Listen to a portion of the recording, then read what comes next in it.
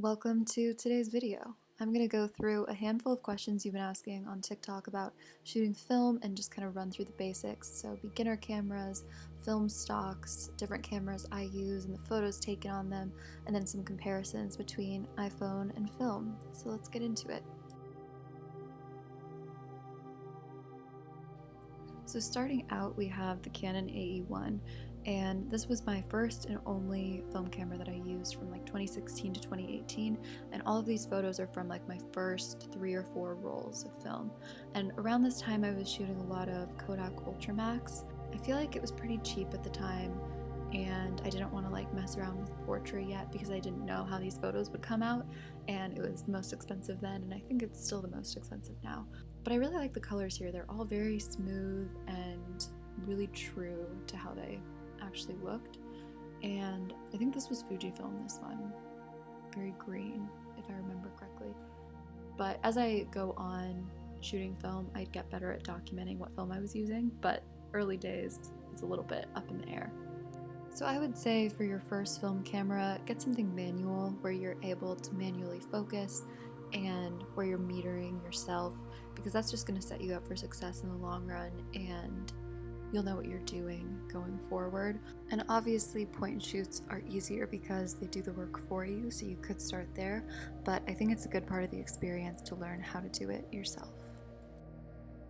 So as far as buying a camera goes, you have a few options. I would say your best bet would be get one on eBay that says it's tested and working. You really can't go wrong if the seller has good reviews, and obviously if you buy through PayPal, you can get your money back if something goes wrong.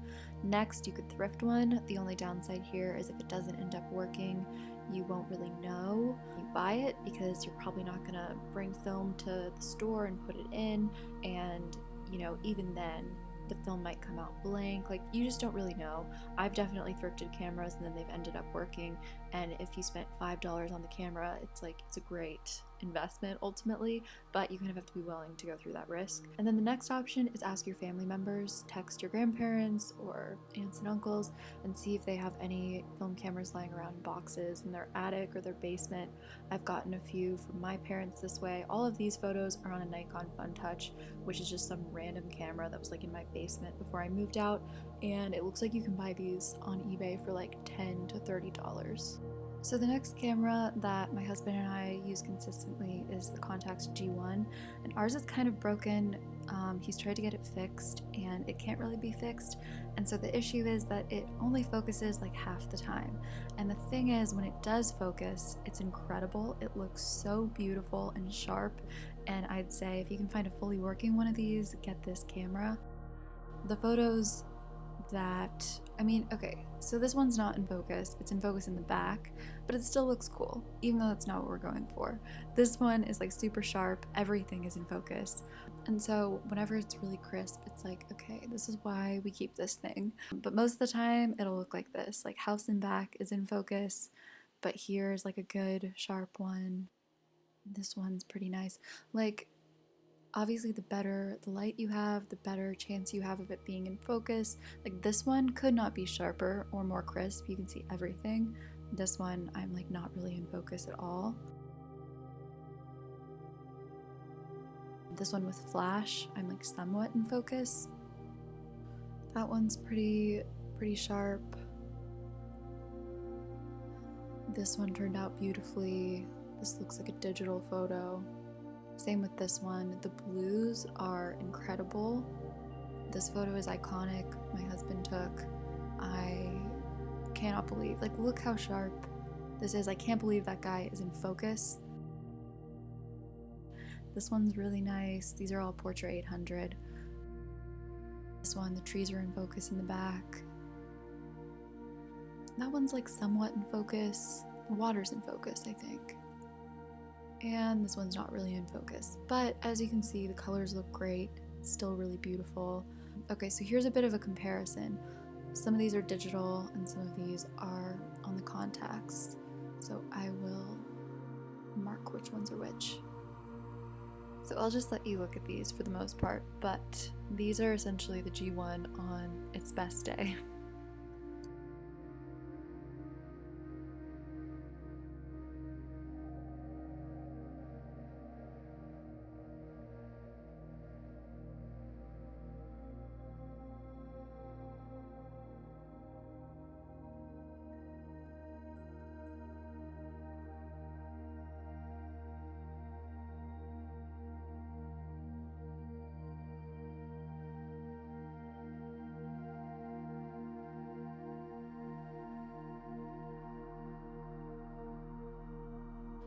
Okay, when it comes to editing, I don't really do much.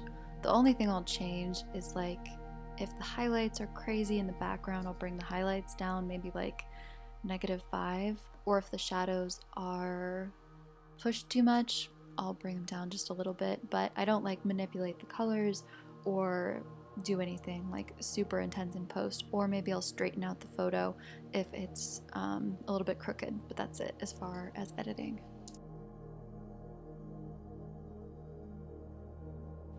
So my go-to camera for all of 2020, 2021, and 2022 so far is the Contax TVS2, and it is definitely much better at focusing the majority of the time. It's great outside in natural light, and it has a really nice on-camera flash as well. And I pretty much use Portra 800 exclusively. I think every photo I've taken on it so far, except for one roll, has been Portra 800. I'll show you the one roll, which is, I think, Fuji 400. And you can always tell because it's a bit more green.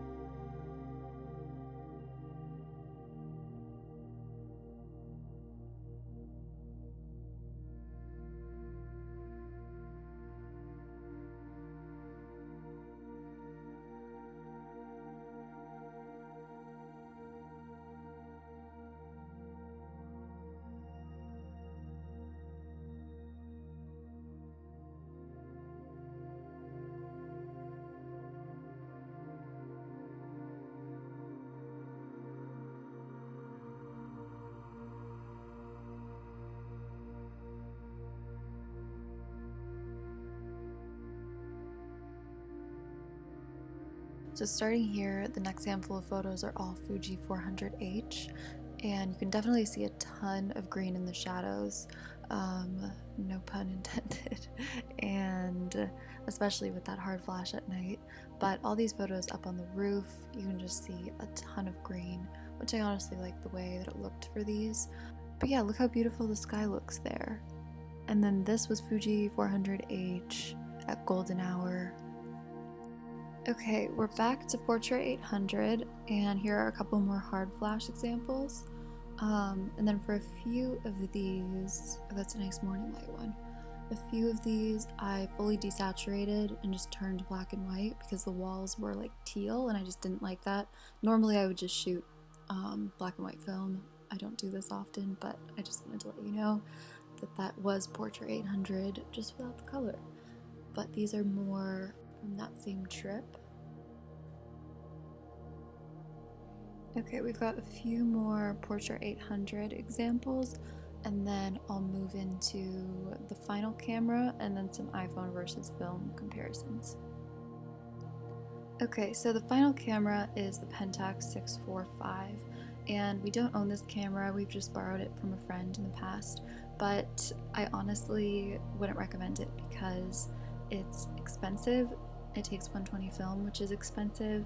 It's really heavy, the lenses are expensive, and the quality is just so good that it basically looks like digital. Like, I would just say, get a digital camera. This is just gonna be way too expensive unless, of course, you just want to spend the money, like go for it. It's really fun because it's so soft and smooth and the colors look incredible, but you can get way closer with digital. Whereas like with 35mm, I think the appeal is like kind of the grit and the grain, but this just looks so soft and digital that I would say don't get one, but it's fun, and if you have a chance to like rent or borrow one, definitely do it. And then as a point of comparison, this one is Pentax 645, and this next one is Contax TVS2, and then the next one is iPhone 12 Pro. And then here are a few more comparisons for you. I post these pretty consistently on TikTok in case you want to see some more. And then otherwise, the only other question I was getting was, do I develop my own film and how do I get the photos onto my phone? Which, no, I don't develop my own. I take it to the lab and I ask for high-res scans uploaded. They send me a folder via email, and then I make any changes, straighten out the photos if I need to, and then airdrop them to my phone, and that's it.